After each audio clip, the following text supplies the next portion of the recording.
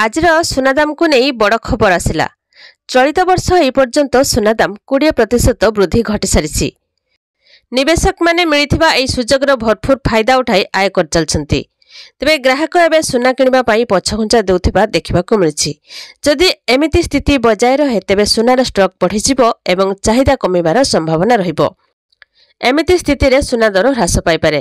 तेबे अमेरिकार जड़े विशेषज्ञ सुना दाम ह्रास नहीं कहिसंती जे मॉर्निंग स्टार रो विशेषज्ञ माने आगामी किछि वर्ष रे सुना दाम रे 38% ह्रास देखिबाकू मिलि पारे। गत किछि मास हेबो सुना दाम अहेतुक भाबरे दर वृद्धि घटि चलछिला। एही कारणरू सुना मूल्य 1 लाख टंका टपिबार संभावना देखा दैछि। दिल्ली सर्फा बाजार रे मध्य एही संकेत मिलिछि। देश रे 24 कैरेट सुनार दाम 98,000 टंका रे रहिछि। आउ सबुठु बड़ कथा होछि जे आगामी दिन रे सुना दाम 55,000 टंका को खसिपारे बोली पूर्वानुमान करा जाउछि। ए सुना दर निजर सर्वोच्च स्तर रु 40% ह्रास खसिपारे।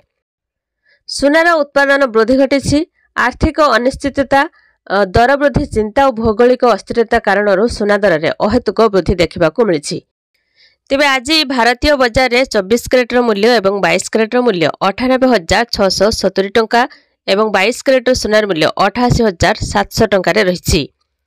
तो ओडिशा राजधानी भुवनेश्वर रे 24 कैरेट सुनार मूल्य 10 ग्राम पिछा 96,670 टंका थिबा बेले 22 कैरेट सुनार मूल्य 87,600 टंका अछि। तो से भली मुंबई रे 24 कैरेट मूल्य 98,670 टंका एवं 22 कैरेट सुनार मूल्य 89,000 टंका रे रहिछि। तो नुआ दिल्ली रे 24 कैरेट मूल्य 96,820 टंका एवं 22 कैरेट मूल्य 87,860 टंका। दक्षिण भारत प्रमुख सहर चेन्नई रे 24 कैरेट एवं 22 कैरेट मूल्य 96,860 टंका एवं 22 कैरेट मूल्य 87,600 टंका रे। तो से भली दक्षिण भारत प्रमुख सहर चेन्नई रे 24 कैरेट मूल्य 98,680 टंका थिबा बेले 22 कैरेट सुनार मूल्य 87,660 टंका अछि। पूर्व भारत प्रमुख सहर कोलकाता रे 96,670 टंका एवं 88,800 टंका अछि। तेबे सुना मूल्य रे बड़ धरणर ह्रास हेबाकू जाउछि। वर्तमान उच्च मूल्य रु सुना प्राय 12,000 टंका सस्ता होई पारे। एहरी पछरे वैश्विक अर्थनीति परिस्थिति और बाजार गतिविधि मुख्य कारण बोली विशेषज्ञ माने मत देउछंती। कम्युनिटी विशेषज्ञर मतरे अमेरिका और चीन मध्य वाणिज्य तनाज कमिबारे एहार मुख्य प्रमुख कारण।